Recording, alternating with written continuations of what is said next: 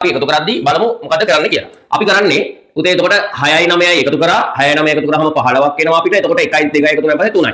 එතකොට පුතේ මේක අපි සරල කරන්න ඕන. සරල කරාට පස්සේ එතකොට 3ට 3 එකයි මෙයාට 3 ගොඩවල් 5යි කියලා 3ෙන් බෙදලා අපි අවසාන උත්තරේ 5න් 1යි කියලා ගන්න. හරිද? එතකොට ඔන්න ඔය විදිහට තමයි භාග සංඛ්‍යා දෙකක් එකතු කරන්නේ. දැන් ඒක හරිද එතකොට? මේ විදිහට භාග ගානක් හදුවොත් හරිද? මේ විදිහට භාග ගානක් හදුවොත් පුතේ වැරදි. මොකද මේ විදිහට භාග ගණන් හදලා ළමයි ඉන්නවා. මේ විදිහට භාග ගණන් හදලා පුතේ මේක කොට දාන්න බෑ. මේකට අපි කරන්න ඕන මොකද්ද?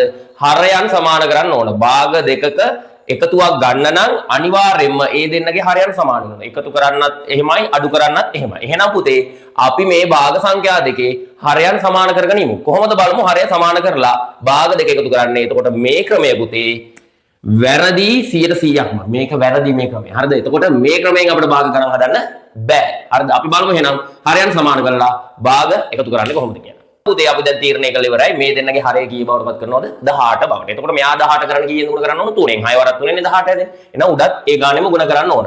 හරයට කරන දේම ලවයටත් කරන්න ඕන පුතේ. එතකොට මෙතනත් 18 කරන්න අපි කරන්නේ මෙයා දෙකෙන් ගුණ කරනවා. එතකොට උඩත් දෙකෙන් ගුණ කරන්න ඕන. ඒකෙත් පුතේ හරයට කරන දේම ලවයට කරනවා. ඕනම භාග සංඛ්‍යාවකට හරයට යම් දෙයක් කරනවා නම් ලවයටත් එලෙසම කරන්න ඕන. හරිද?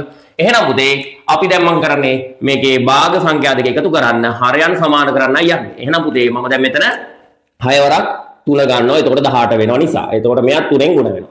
එතකොට ඊළඟ භාග සංඛ්‍යාවෙත් 9ෙන් 2 අරගෙන 9ෙන් 2ෙත් මම පුතේ මොකද කරන්නේ? මෙයා දෙකෙන් ගුණ කරනවා. එතකොට උඩත් දෙකෙන් ගුණ වෙනවා.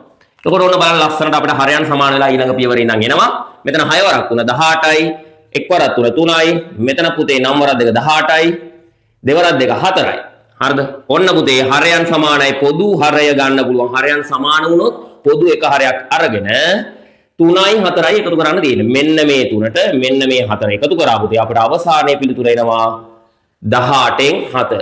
18න් 7. මෙන්න පුතේ නිවැරදිම විදියට භාග සංඛ්‍යා දෙකක් එකතු කරන විදිය. ওই විදියට තමයි පුතේ අඩු කරනකොටත් හරයන් සමාන කරලා තමයි වැඩේ කරන්න ඕන. ඔන්න පුතේ මේකේ අවසාන පිළිතුර 18න් 7.